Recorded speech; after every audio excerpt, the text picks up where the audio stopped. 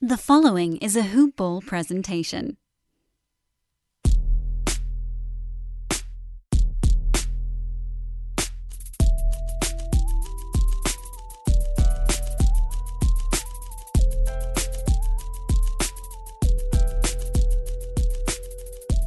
Well, 6-1, a 3-0 road trip, and good vibes on the airplane ride home. What's up, everybody? Welcome back to the Hoop Ball Lakers pod. As always, I am your main man, Ethan Noroff. That's at Ethan_Noroff on Twitter.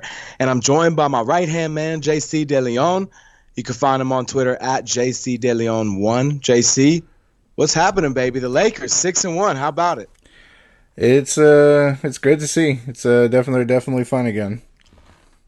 It's been fun to watch, and it's been it's been excruciating to watch at certain points, I'm going to be honest, but it's been fun to watch the comebacks. And, we'll get into the breakdown of everything with this team, Lakers, and the slow starts and the fast finishes. But after tonight, we're filming this show right after this comeback win against Chicago. And after tonight's win, I just had this thought in my mind, and it's something that I've been considering, right, throughout this road trip, which is the Lakers are finding ways to come back and win these games that they have grown so accustomed to losing or finding ways to lose in the previous decade now. Am I right on with that or what? No, you're for sure. When the fourth quarter started, they were, I think, down 10. And right away they got a basket from Kuzma, but they were going to start the quarter without LeBron and AD, and that was kind of worrisome. But yeah, it's really impressive that they found a way to win tonight with contributions from a lot of people. I didn't even realize that Quinn Cook had 17 points. Well, and that was a great contribution from him. And, even before I came up on this show, I already had some talking points outlined, and this before I had my caffeine injected back into my veins so I could come back alive for this. And, of course, that caffeine brought to you by our title sponsor, Hawaiian Isles Kona Coffee. That's how we do it, JC. This podcast, like all of our shows, is brought to you by them, Hawaiian Isles Kona Coffee Company. You can check them out at their website, hawaiianisles.com, on Amazon by searching for Hawaiian Isles Kona Coffee, or on Twitter at HI Kona Coffee. You can also find us and this show at Hoop Ball Lakers on Twitter. Make sure you subscribe on Apple Podcasts, drop that 5-star review, and leave us some feedback if you're feeling like it, because we appreciate you on that. The Lakers have been able to just find ways to power through these moments of weakness, and I was so fired up to come on the show and tell you all about how Frank Vogel made the biggest coaching mistake of the year so far by taking out LeBron and AD when they had a chance to push in the third quarter. And I was so ready to rip him a new one, and then the Lakers came back. And I think this Lakers team might be a little bit deeper than some people might have anticipated to start the year. Oh, yeah, for sure. The Clippers game, I think, to sort of exposed some of the limits of depth, but they've since improved upon that, and they're getting better every day. Well, Kyle Kuzma's return obviously is going to help this team, but really the play of Dwight Howard as well has been just nothing short of phenomenal. Yeah, he's been fantastic. He was great in San Antonio, and then he came through with a couple of plays tonight. All right, so just so you guys have an idea of where the show is going, we're going to talk about the comeback win in Chicago, the road trip as a whole, Kuzma's return. Obviously, his role is growing a little bit now, the emergence of Dwight Howard, and, of course, the insanity that has been LeBron James. There's a lot to talk about this team, and for the first time in a long time, JC, I finally watched this team every game. There was a graphic at one point they flashed up while watching this game on TV tonight, and we'll get into the watching experience too, right? Because you just saw this team live in San Antonio. We got to talk about that too. Mm-hmm. So we'll get into that. But, I'm watching this game tonight on television. I watched some of it at the gym, and then I watched the rest of the fourth quarter at home. And at one point, they flashed up the Lakers' schedule over the next 5 games, and I look at the schedule and I say, those all feel like winnable games. And I'm excited to have that feeling again. Oh, yeah, definitely. So that's it's nice to see that the Lakers come out 3-0 on this road trip, the comeback win against the Bulls, outscoring Chicago 70-47 in the second half to win by 6 points. The Lakers really looked lethargic in the first half. They looked like a team that saw the Bulls on the schedule and assumed a win, and the Bulls were a team that came out and played strong as if it were a playoff game for them. And then the Lakers were able to find a way to really power through that surge in the fourth quarter, doubling up Chicago 38-19. And for a lot of that time, it was done without contributions from Anthony Davis or LeBron James. It was the bench. It was Quinn Cook with 17, like you mentioned. It was Kyle Kuzma finally coming alive a little bit for 15 points. He needed 16 shots to do it, and his three ball still is non-existent. But at least we saw a lot better of an evening from him. And the contributions from guys like Alex Caruso and Dwight Howard, it's been exciting, and this is without Avery Bradley tonight too. So, Yeah. what was your biggest takeaway with this comeback? Just that the bench does a lot of. You hear how a lot of the championship teams have one or two guys that do the things that don't show up in the stat sheet. But it seems like almost all the guys from the bench do stuff like that. Caruso had a lot of moments where that wouldn't show up in the stat sheet. Like to look at his line tonight, I think he only had 7 points, but he had 2 steals. But he was real tenacious defensively. He was just kind of everywhere. He almost had another one of those poster putback dunks where he jumps out of nowhere. And I feel like that even though he was +2, he was only a +2. I feel like that doesn't really indicate the impact he was able to have on this game. Every time he's been on the floor, something positive has happened for this team. Oh yeah, for sure. And he has the respect of everyone. Like this is a road game. You feel a sense of excitement when he comes into the game, even from the road crowd. It's weird. Yeah, I mean he's kind of a cultural legend, right? Because I think he's sort of the everyman in a lot of guys' eyes. They say this guy looks like a guy who just walked in to be my high school science teacher substitute, right? Doesn't look like the NBA player, and so there's this like weird fascination with him because every time there's an opportunity for him to get buried by Avery Bradley's on the team now, or we signed Quinn Cook, or don't forget about Rondo, Alex Caruso just keeps finding a way to be relevant. So we joke about it, but props to him, man. He's found a way to really establish himself at the NBA level. It kind of reminds me a little bit of what T.J. McConnell did in Philly. Mm-hmm. Yeah, he's another one of those guys. Yeah, for sure. Yeah, so, I mean, look, Anthony Davis didn't have the greatest game tonight, right? 15 points, 7 rebounds. He struggled from the field. He was an impact player defensively with the 3 blocks, but it was nice to see the Lakers be able to win this game without Anthony Davis having to have a huge game. So that is a takeaway for me from this one. The other one is that LeBron James is playing out of his mind, which we will get more into later. So it'll be interesting to see what happens when Rajon Rondo comes back. I think that's the biggest variable for me at this point, obviously, because Avery Bradley has just been out for the night, and maybe one more, but that seems more or less minor. The Lakers look good, man, and it's wonderful to see. It's a nice start, and atop the Western Conference is 6-1 right now as they move forward. So 3-0 road trip, nice wins against Dallas, and then of course against San Antonio. JC, you were at the San Antonio game. Can you take our listeners and myself into that experience? Yeah, so I mean, shouldn't be a surprise to anyone. The Lakers fans travel really well, and they may not even really travel really well. It's just the Laker brand, I'm sure, is prevalent everywhere. Man, the ratio of Spurs fans to Lakers fans in that road game had to be like 55-45. Like that was a lot of Laker fans in San Antonio. That's telling, because that's enemy territory, man. Yeah, for sure. And like for me, I've seen LeBron play in person. I don't know how many times I've seen him play in person, but it's usually in San Antonio. I've never seen him win in San Antonio, so it was nice to see him get a win there. Never seen him get a triple-double in person. I've seen different milestones and things in his career. Like I've seen him score his 30,000th point. I've seen him, have a couple of chase down blocks and do that thing where he passes the ball to himself off the the backboard. But yeah, I've never seen him have a triple double, so it was really nice to see. Oh, there's no question about it, and I think the reality of it too with LeBron is that we were all waiting for him to sort of become this player again, right? We kind of talked about, is he taking a step back purposefully? Does he look at it a little bit slow? Is Father Time catching up? But I think that answer has been delivered and fairly emphatically, wouldn't you say?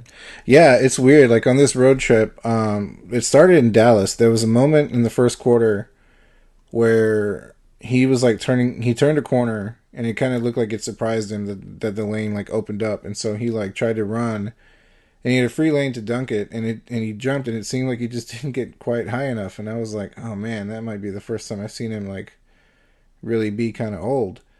But then in the fourth quarter of that game, he had that highlight dunk where he dunked it with two hands in the middle of like three guys, and it's like, okay, I don't know what happened in that first quarter, but he's obviously fine.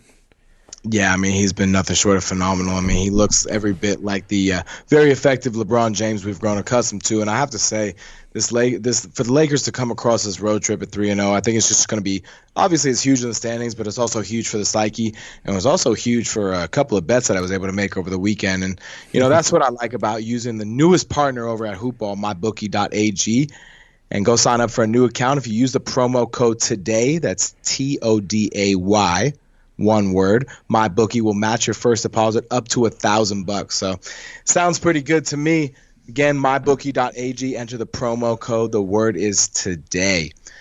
Are you going to get on it, JC? Today? No time like the present, man. Oh, yeah, for sure. I noticed tomorrow, like I'm by no means a gambling expert, but I do gamble from time to time, and the Warriors and the Rockets are playing tomorrow, and I would hammer that Ooh, over. baby. Yeah, I would What do we got going on? I would hammer that over.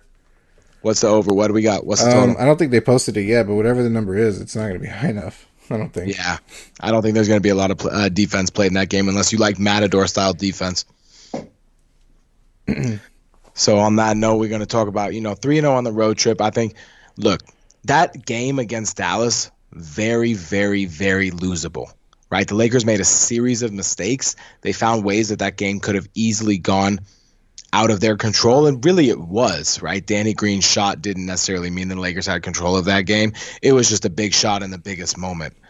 But I think that the Lakers, because they won that game, it established a tone for the road trip, and I think that was the most important thing. Even more so than the individual win is what propelled them to 3 straight, if that makes sense. Oh yeah, for sure. And it's you hear the thing talked about most is their defense, and not so much even their defense, but just like their effort and how locked in specifically LeBron is. And it's a hard thing to like really notice if you've seen it before. Like he's been a great defensive player before, but like compared to last year to this year, like you see that he's like really locked in on defense. Oh, yeah. I mean, there was a sequence in tonight's game against the Bulls where he bodied up against Lauri Markkanen, and, he really he sets the tone, man. When he's engaged at that end of the floor, it really provides a whole different spark to the team and the identity of the team. And, Frank Vogel's teams, obviously, with his identity as a head coach, have been defensively strong ones, and both LeBron and AD have been really, really vocal about their intention of being a defensively strong team. And it's nice because I can't tell you the last time that a team wearing the purple and gold really committed itself on defense. I mean, I know Roy Hibbert was briefly here, but it didn't happen during that period of time either. Right. So, at the same token, they're starting to figure it out on offense. And I think while there's still room for improvement and there will be things that move around as a result, it's been nice to see that they've been able to get some contributions from guys not named LeBron and AD as good as those guys have been. And I think this Lakers team is going to need, even when Kuzma is in full speed, let's say, I think they're still going to need that other guy on a nightly basis to step up and have 15 off the bench or 17 in the starting lineup from Danny Green, whether it's Quinn Cook off the bench or Alex Caruso or Avery Bradley having a night where he had like 16 points the night before against San Antonio. So, I think the Lakers are going to be able to find ways to win games, and right now they're riding high. And I kind of wonder how much credit Frank Vogel will get if the Lakers continue to succeed. What do you think about that? I mean, I think he'll get a lot of credit because I feel like in order for him to be able to establish, whatever, his important role over the team, it doesn't happen if I don't think LeBron buys in. And so if LeBron buys in, he must believe in what Vogel's doing. And so that's where I think he would get credit, especially since like LeBron doesn't have the best relationship with new coaches. Yeah, and I think that's an angle that's probably underexplored right now, but will probably be a very primary topic of focus, assuming the next 5 to 10 games continue to be successful ones for the Lakers. And what's part of making this team so successful, I mean, really a big part, talking about guys stepping up, is Dwight Howard. One of my best buds sent me a meme just before we hopped on the show, and it said the Lakers in the first half versus the Lakers in the second half. And the Lakers in the first half was D12 Dwight Howard, and Lakers in the second half was D39 Dwight Howard. So I can't say that I didn't laugh on that one. Yeah. And I think it's been, impressive probably wouldn't be a strong enough word, right? I mean, he's been not only bought into his role, but he has been so incredibly effective in it. I mean, he's really been a game changer for this team. Yeah, and so like I've seen some people kind of have post this question and sort of have the discussions like whether or not Dwight Howard should start, and I don't I think I think he's relishing this role off the bench, and so and it seems I, like I'm one of those guys who's going to tell you that he should start. By the way. yeah, well I mean because it seems like to me if JaVale can sort of be that same energy guy he was last year, I think providing that initial spark at the beginning of the game is good because then Dwight Howard has been playing crunch time minutes anyway. Like that's the only reason why I think is because he's going to play the crunch time minutes, so I think he's enjoying coming off the bench. Yeah, and I think that's fair. I don't know. I consider I'm really strongly considering the Rajon Rondo variable in this mix. And what I mean by that is I feel like JaVale's skill set and what he can bring to the table is better suited to run up and down the floor with Rajon Rondo sort of as an athletic rim runner in a second unit versus Dwight, who is more defensively disciplined, skilled, and capable, and against bigger a larger opposition like a Rudy Gobert or a guy like that, I feel like Dwight is the better matchup in that circumstance. So if that's something that the Lakers are planning to do, let's say come playoff time, because I don't think the Lakers aren't going to start Anthony Davis at center all year just to start him at center in the playoffs. Like right. He might play more center in the playoffs, but I don't think they're just going to outright switch his role like that. Mm-hmm. And so if you're going to prepare for Dwight Howard to start potentially in the playoffs, then I think we should kind of gravitate toward that role sooner rather than later. That is a good point because and LeBron has been playing really well with Dwight Howard, and I do kind of like the fact that just to think about like 5-6 years ago, people would have the debate of like, well, who would you want to start your franchise with, LeBron or Dwight Howard? Now they're both on the same team. It's incredible, and the most incredible thing, talking about weird things that line up like that, is the whole Dwight Mayer and the free agency and blah blah blah that was gone through. It's sort of ironic that now in Anthony Davis's free agency season, where it's a similar circumstance that the Lakers traded for him, although Anthony Davis, by all communications without officially being communications that we can know, intends to remain with the Lakers long term. It's a very, very similar circumstance, and Dwight Howard finds himself kind of at the epicenter of it. Yeah. So it's curious how sports works and how life lines up sometimes, but that's the power of it, and that's why we love to do it. And I think while we're out here just praising the Lakers, as much as we are enjoying this start, there's something that turned on inside of LeBron James. And I don't mean for that to sound weird, even though it probably kind of does to some of you.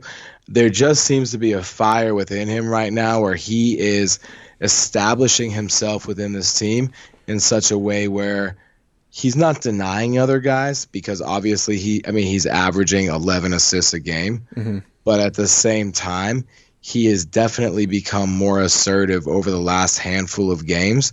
And for him to score 30 plus in 2 of the last 3 games and to have a triple double in 3 straight. I mean,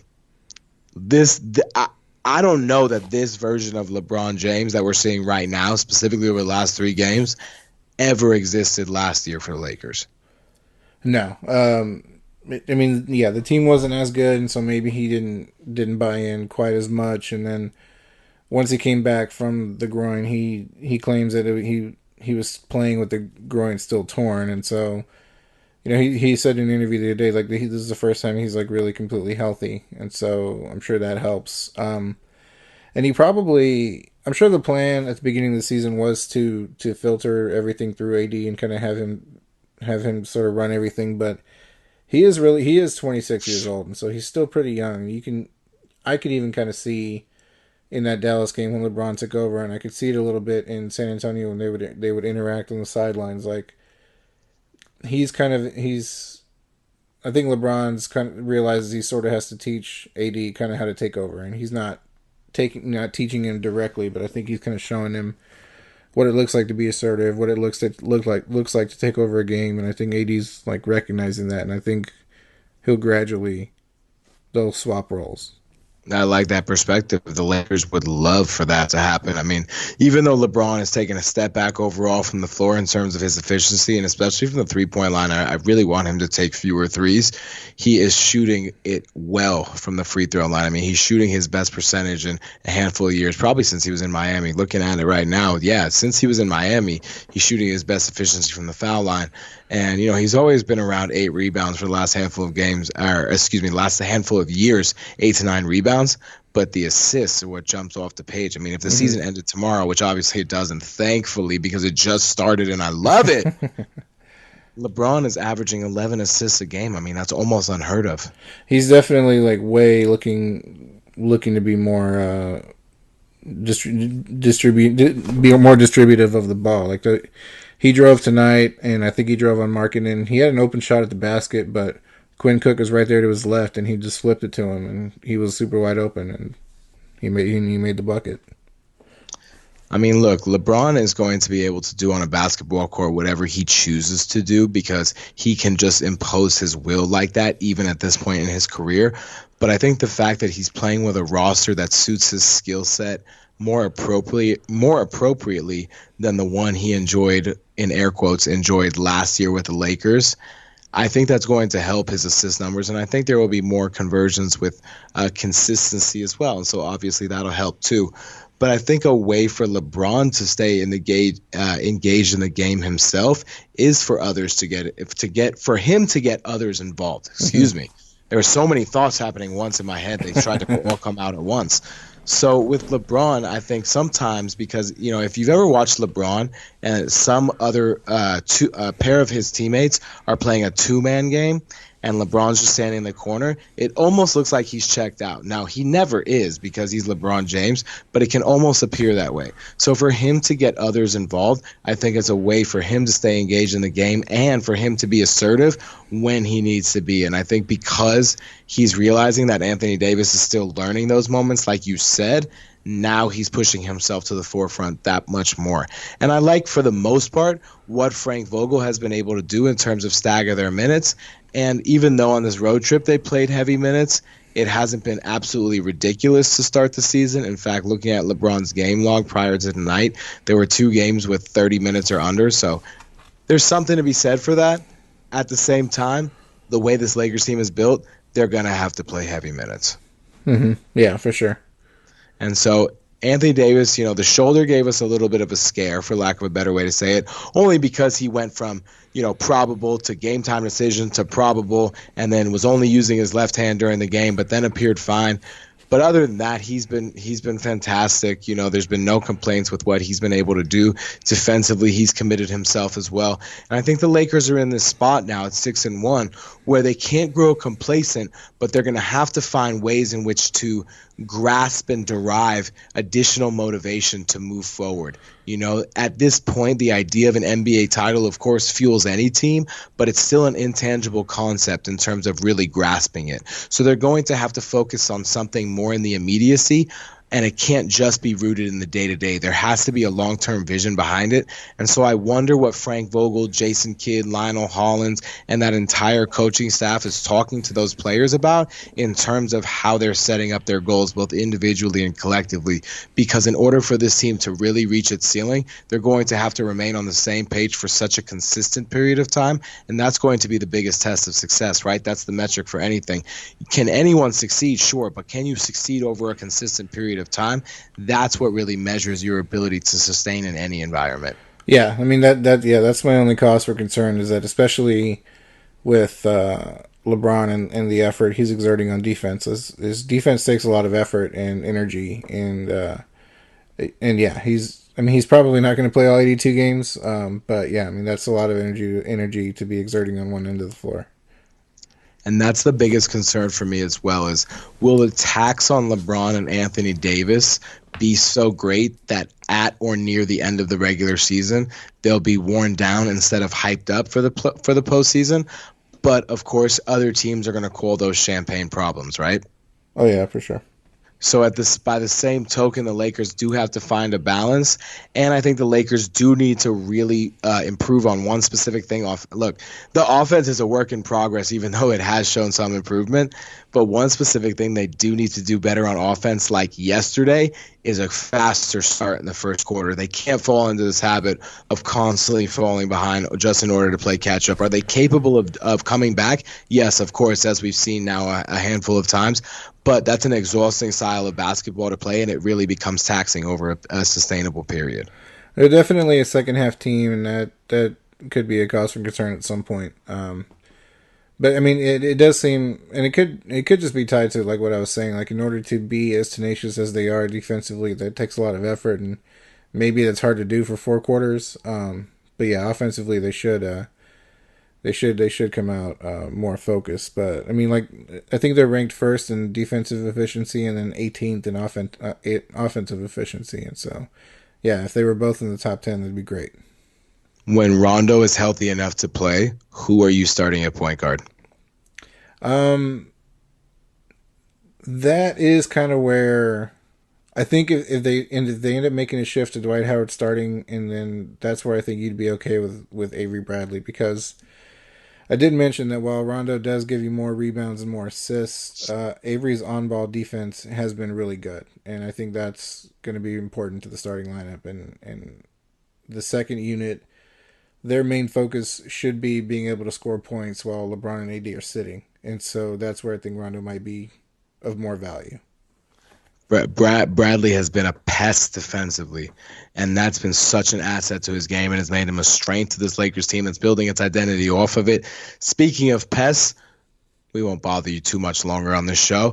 JC, any other main points we got to hit the listeners with before we kiss them goodbye on this one? Not that I can think of. I think we've covered a lot for this road trip, and yeah, you mentioned they've got some interesting games coming up, and I think the season is young, and I think there are some things that people thought that they were wrong on. I think like somebody, I think they were on the Jump, said they made a good point about Denver. Like Denver's not sneaking up on anybody, and that's why they might be struggling out of the gate. Like Phoenix is playing really well out of the gate, and yeah, Phoenix might be a winnable game for the Lakers, but it's going to be a good game, and I wouldn't have thought that a couple weeks ago. They've been an early season surprise, to say the very least. The Lakers' next 5 games are versus Miami, versus Toronto, at Phoenix, versus Golden State, versus Sacramento. I look at that Phoenix Golden State back-to-back, one on the road and one at home, and I think both of those are potentially schedule losses. So I wonder about that back-to-back, especially because both of those teams will be pumped up.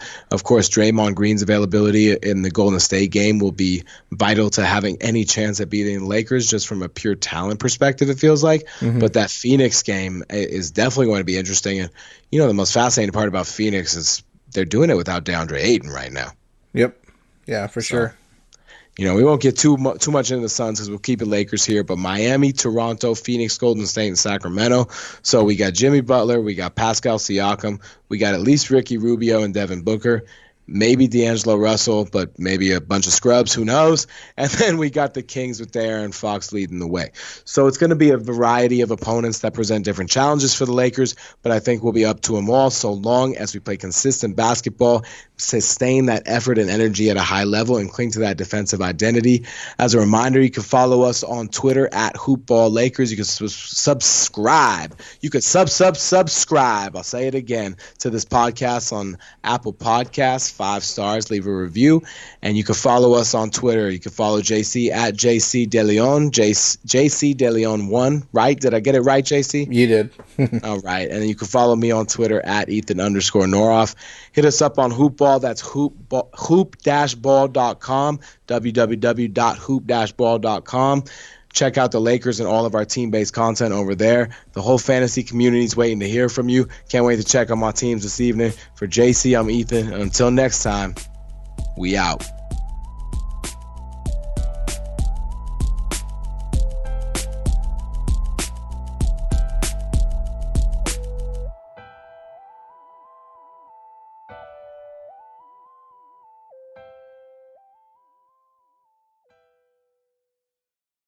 This has been a Hoop Ball presentation.